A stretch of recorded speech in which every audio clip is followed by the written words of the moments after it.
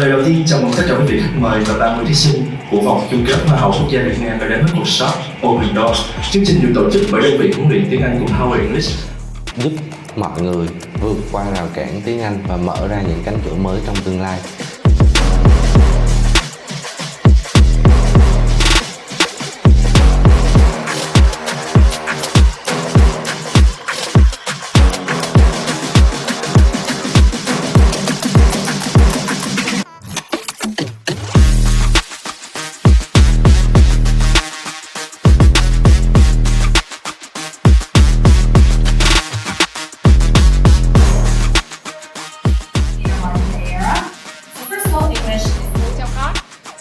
Give it to the taxi at a very young age, such as English. So they still become English for bridge the gap. To some people, is a way for them.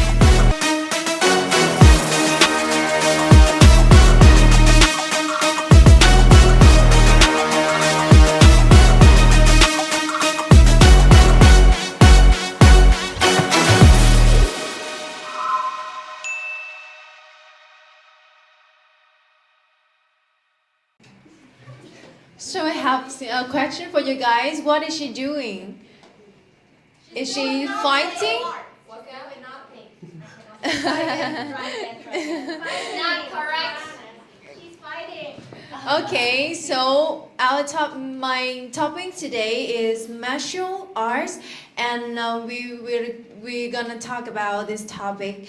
Martial arts is more than just fighting, and this has an original history in Vietnam. And in Vietnam, we have many types of martial arts like Vô Vi Nam, Taekwondo, Judo. Is a subject in the school of Vietnam, for example, like in FPT University, we have a Vô Vi Nam like a subject. Yes, and nowadays, besides improve in study, we have to notice about mental health, and martial arts is the way. Not just to protect ourselves, is we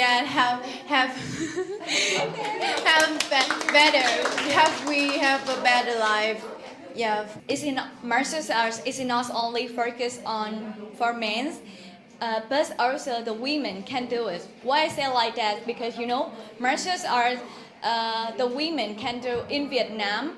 We have the celebrity athletes win the SEA Games. And I think martial arts is not only for men, but also for women and for everyone. Martial arts like Vô Vi Nam, Muay Thai it help people can be better day by day and believe in they can do and improve my physical health. Yes, that's all. Yeah. Thank you for listening. Thank you for listening. Good morning, everyone. Today, I would like to introduce you something. Every country has their own special traditional food, and that is also right for Vietnam. Our country has a special and diversity cuisine culture from the north to the south, with mainly tastes like sour, spicy, sweet. I can mention some special traditional food in our country like bánh mì, bún bò Huế, bánh canh. I can even tell you more, but maybe you will not know all of them. But there one thing that I guess that all of you will know that it is phở. Have you ever tried phở before, sir?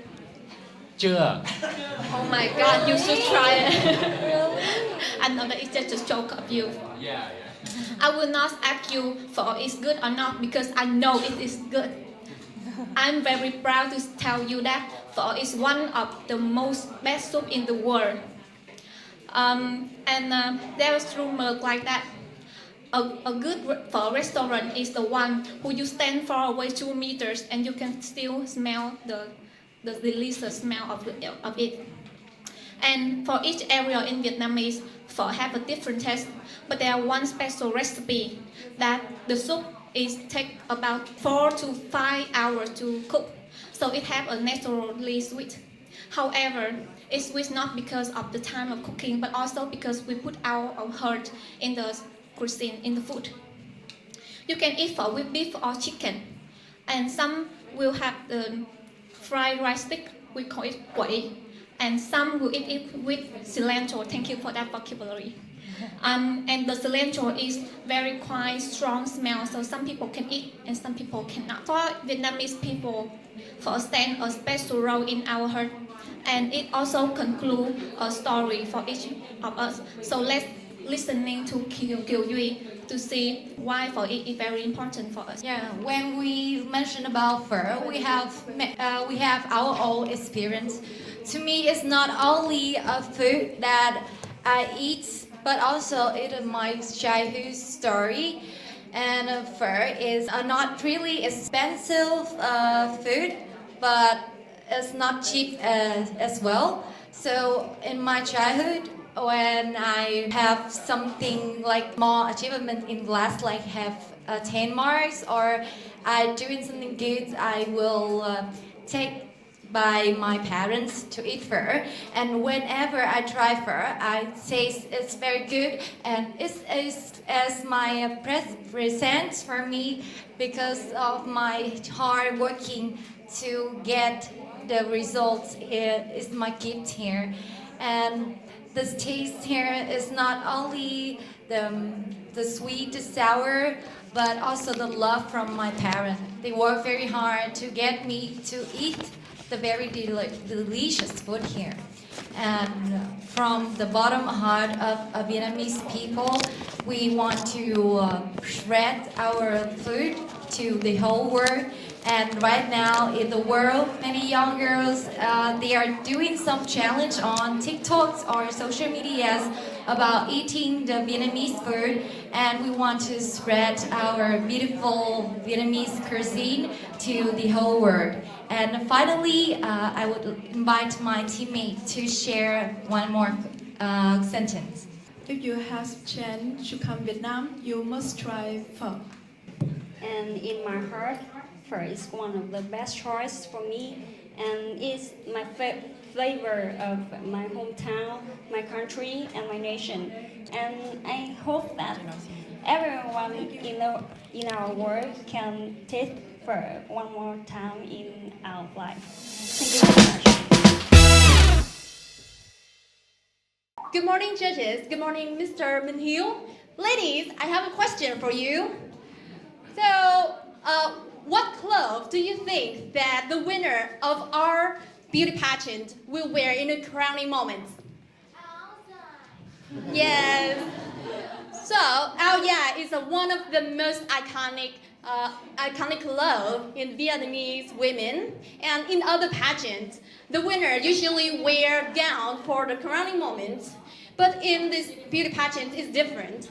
Well, let's talk about áo dài. It is usually textiled with silk. In the past, áo dài is usually worn in Vietnamese people, and it shows up the aesthetic and ethnic image of Vietnamese people. Now let's talk about the áo dài in the World War era. I want to share with everyone a character in the area. Do you know Madame Nguyễn Thị Bình? Yes! She's one of the most talented diplomats of 20th century, and she's what inspired thousands of Vietnamese women to believe in themselves, to reach the star and achieve unprecedented milestone. I still remember that when she came to the Paris Peace Accord in 1973, she wore áo dài in front of municipal power leader back then to show her patriotism and eagerness for liberation and independence Vietnam. Yes, that's the iconic image of her, and to show resilience of Vietnamese people. Okay, so now I'm going to talk about áo dài in nowadays society. So, as you can know that áo dài is not worn on a daily basis anymore, because we see it as our special tradition clothing. So we only wear it in some special occasions such as state holiday, or in a wedding, or in Teachers' Day or Women's Day. So I think we are all so excited because we will We, the winner of this beauty pageant, will be wearing áo dài in the crowning moment, and I think it is our responsibility to preserve the image of Vietnamese wearing áo dài, and as the candidates of Miss National Vietnam 2024, I think we all hope to represent the image of us wearing áo dài in the Miss International in Japan. Thank you.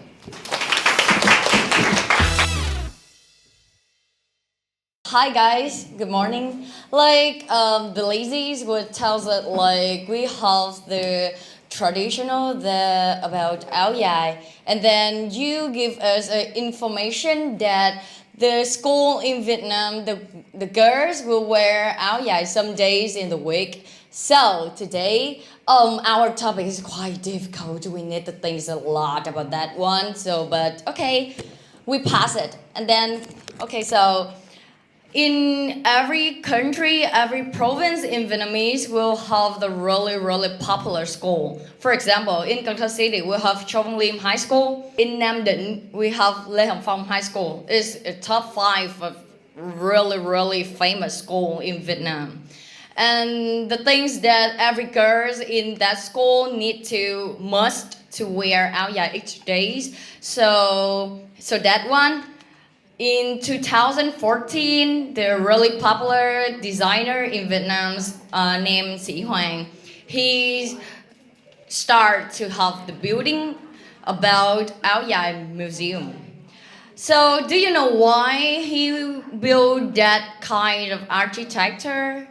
I think that he built that architecture to help us to keep all of the traditional clothes like this, the place with more than 300 kinds of traditional clothes áo dài in there to show up everyone about our Vietnamese traditional, to talk about our proud and our kindness from Vietnamese people.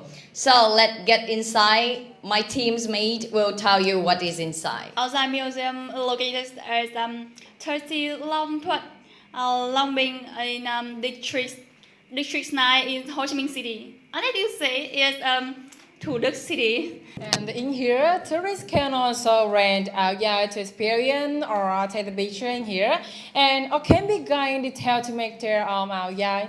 Áo dài Museums is a wonderful place to for experiencing Vietnamese cultures.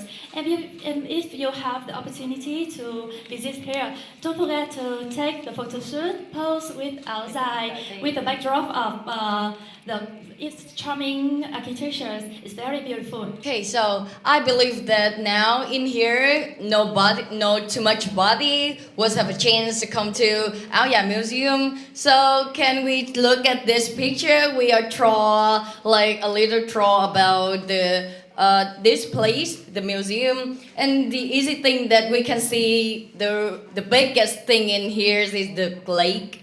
Beside that, we have a lot of trees inside.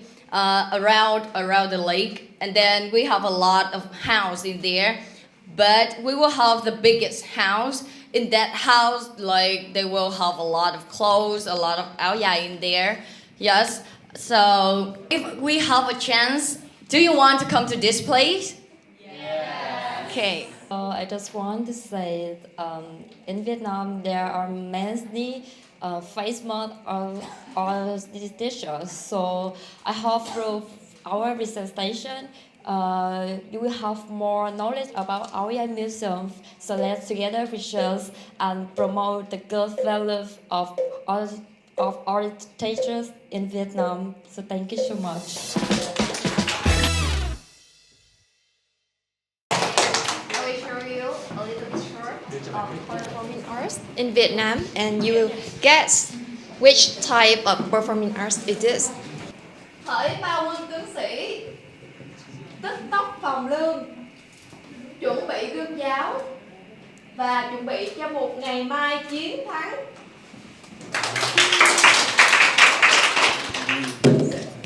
So, anyone, do you know what kind of performing arts they saw today?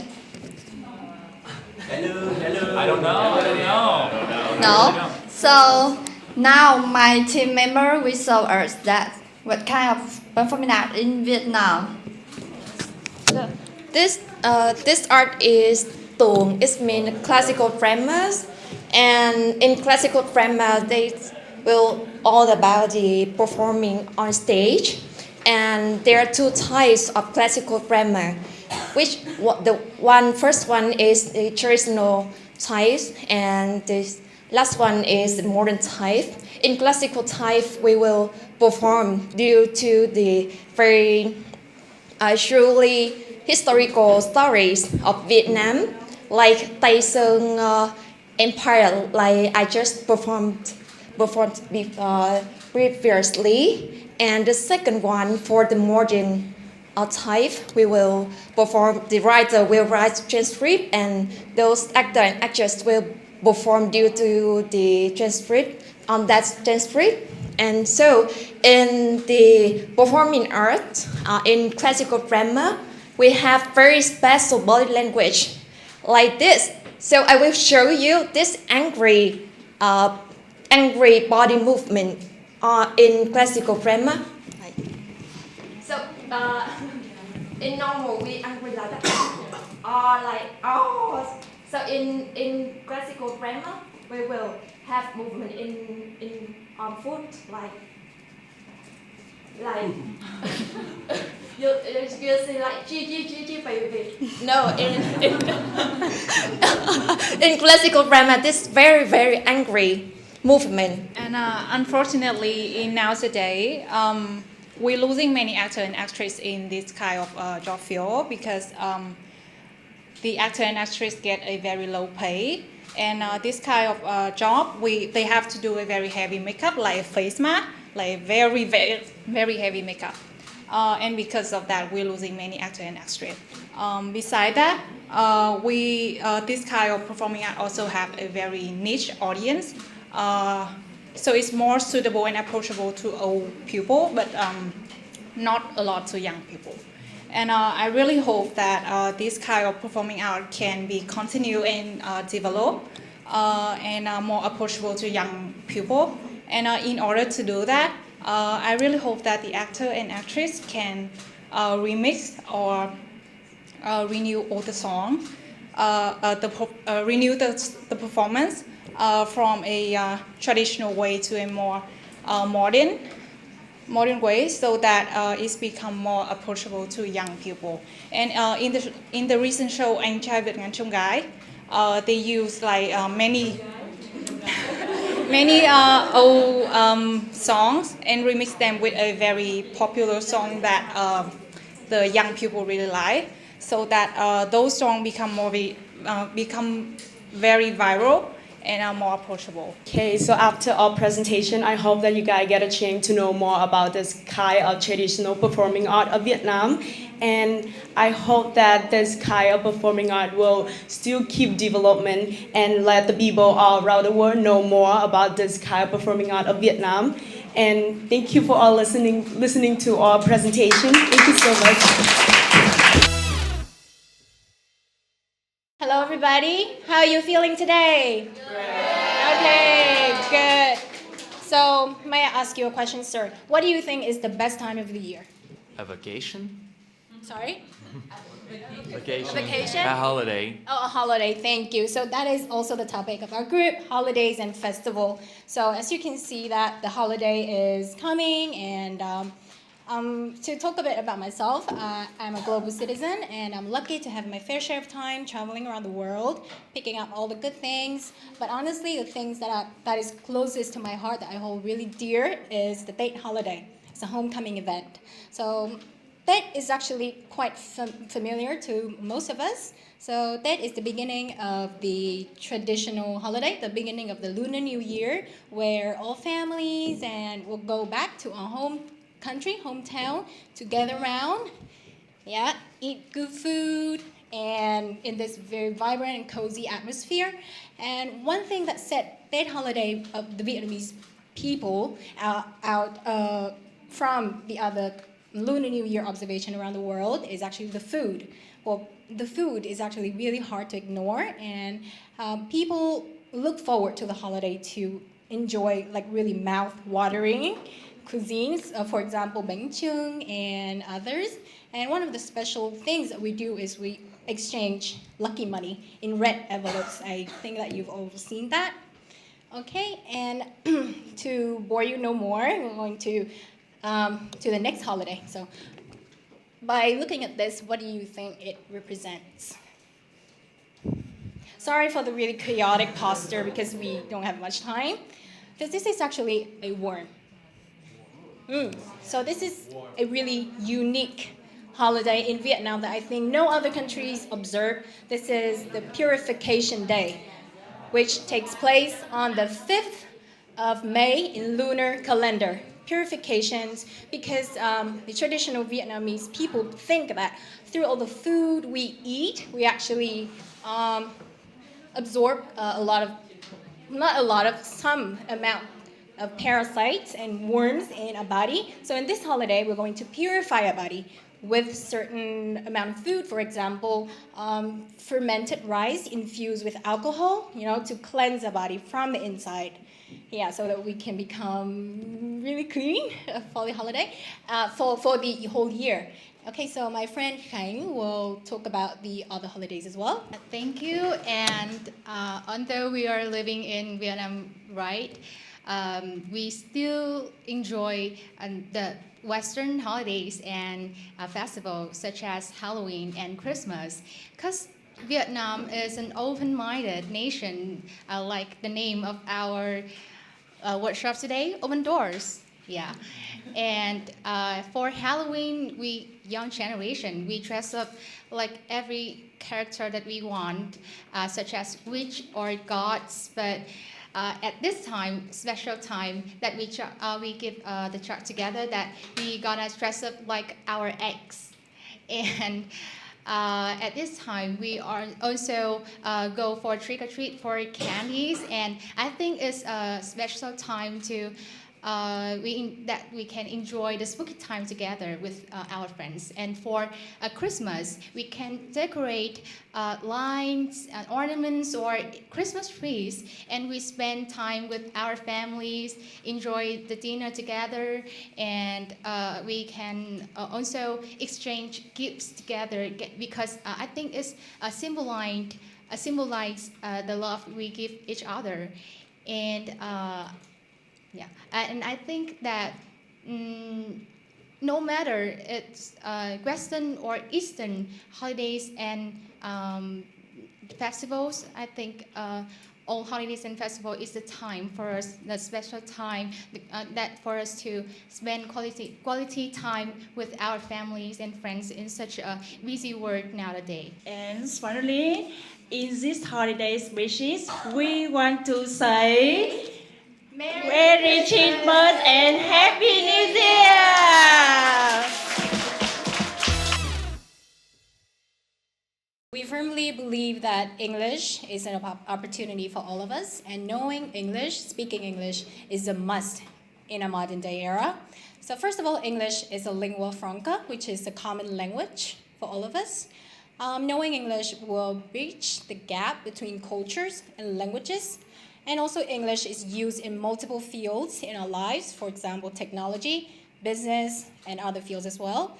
So if you do not know English, then you will be completely in the dark in this area, and this will close the doors to new opportunities.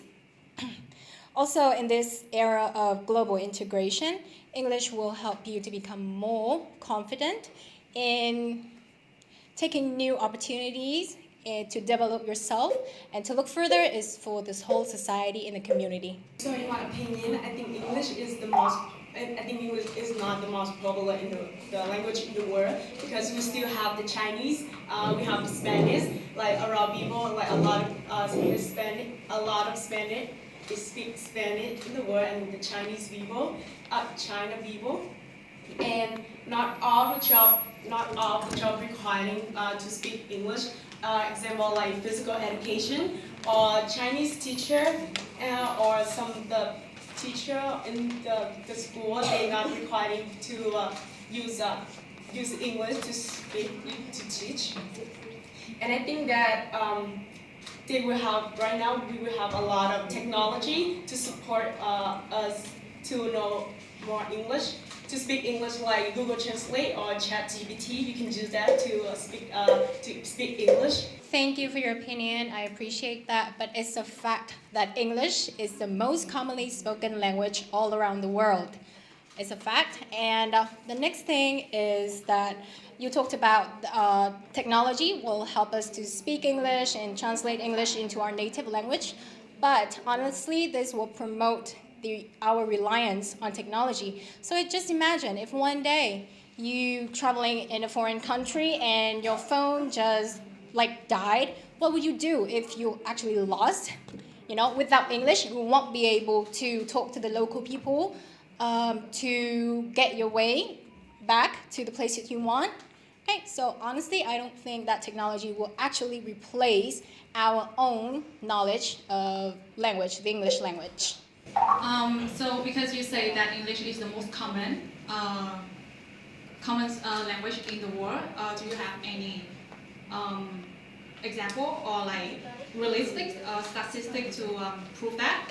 And you say that if you travel to a foreign country, if you don't have the phone, my mom don't speak any English, and she can still, when you go out, you can take the hotel card to give it to the taxi, and then just point it. You can use your body language to help with that. So I believe that knowing English is a good. If you know English, it will give you more chance, but it's not compulsory. And besides that, you can use technology to help you whenever you need it, because AI and technology is very developed these days. The world offers technology to translate, and China has the most population.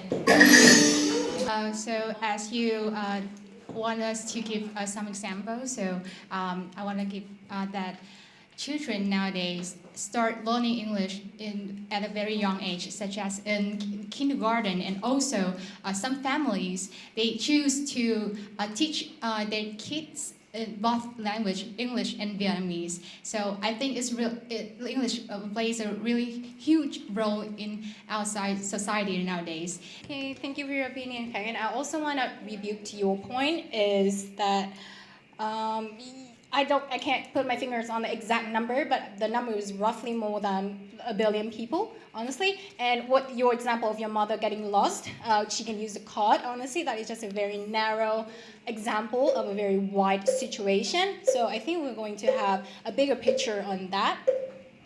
So because the question is about if you don't know English, it's like living in the dark. And I want to say that don't know English is not living in the dark, because I know that you say that roughly about 1 billion, more than a billion people that speaking English, right? And I believe that there are more than 1 billion people that speak Chinese and Spanish. So you say that children have who have the condition to learn English, but in some areas they don't have the condition, the money to learn English. So they still can become a good people in society. They can be the blue collar. They can use their hand to work, and they don't need English to become a good person in society. Thank you.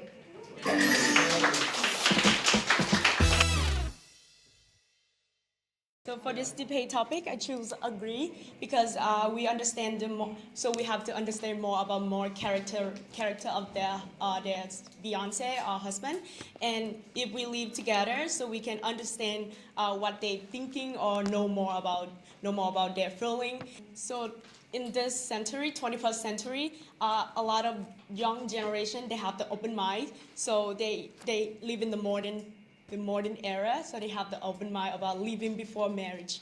And even though they have the baby before marriage, because of the lockdown of the COVID-19, so they don't have a chance to do a wedding, so they have a baby before the wedding.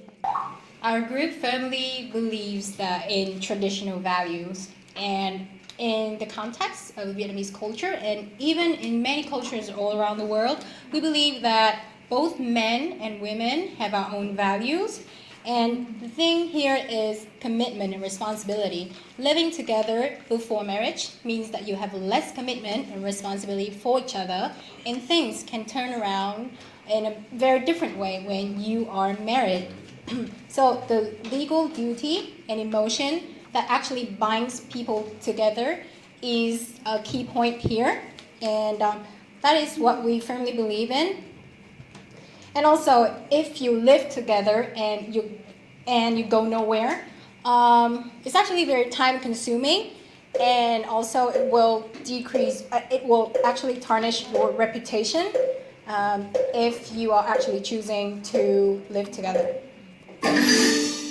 So you say that if living together and then those couple going nowhere, it is time consuming. Then what if they get married before they get to understand the real characteristic of living together, and then they get divorced? Then which one is more time consuming and which one is more serious? And I believe that by living together before marriage is a test to understand the other person more. By living together, you also understand more about their living habit, like are they cleaning person, or if you have OCD and you're living with a very dirty person and messy person, then I believe that not living together, you cannot understand those daily habits. Hey, thank you. I appreciate your opinion. I understand that you say that living together will help you understand the other person more, right? And I think that this, to some extent, is true. However, I have to disagree on this because, as I said before, the legal duty and responsibility binds actually changes things a lot. When you are with someone but you have no commitment or with legal bound, you will be whatever you want, right? That person, that characteristic might not be the real you, but when you are married to that person, there are a lot of bonding with each other, then you will become a better version of yourself. You will strive to be the best version, the most responsible, the most hardworking. For example, my mom was abstinent until she met my dad, and honestly, their happy marriage lasts until today for more than 40 years, and I think that our generation can learn a lot from the previous generation. So because you say that because your parents not living together and then they still living happily until now, I believe that there's many couples that living together before marriage, they also have a very happy marriage until now. And living together before marriage doesn't mean that you won't marry that person. Living together before marriage, to some people, is a way for them to get ready for the marriage, and they want to make sure that they also have the think of they will become a couple and husband. They will getting married. However, they need to live together before the marriage to get more understanding of each other. The divorce percentage of Vietnam is 25%. So do you know it's reserved from the traditional thinking that you should not living together before marriage? Right.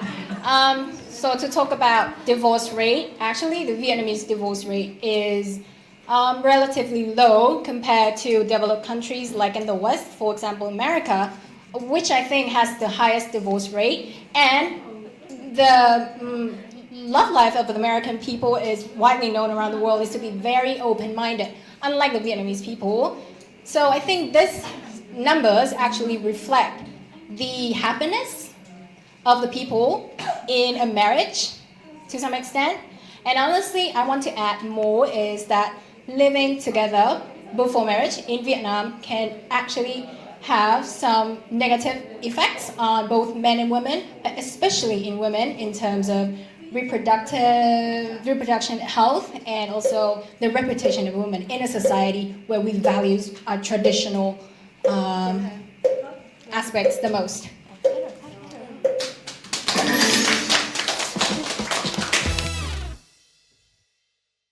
Hôm nay em và các thí sinh tại cuộc thi Hoa Hậu Quốc gia Việt Nam đã có dịp đến Power English để tham gia workshop Open Doors. Cá nhân em cảm thấy rất là vui và hạnh phúc bởi vì là chúng em đã được tiếp xúc với các thầy cô ở đây và đã được học thêm rất nhiều các kiến thức liên quan tới các kỹ năng sử dụng tiếng Anh. Bên cạnh đó thì không khí của buổi workshop cũng rất là vui vẻ và mọi người đều có những cái idea rất là hay và chúng em đã học được rất nhiều từ nhau cũng như là từ các thầy.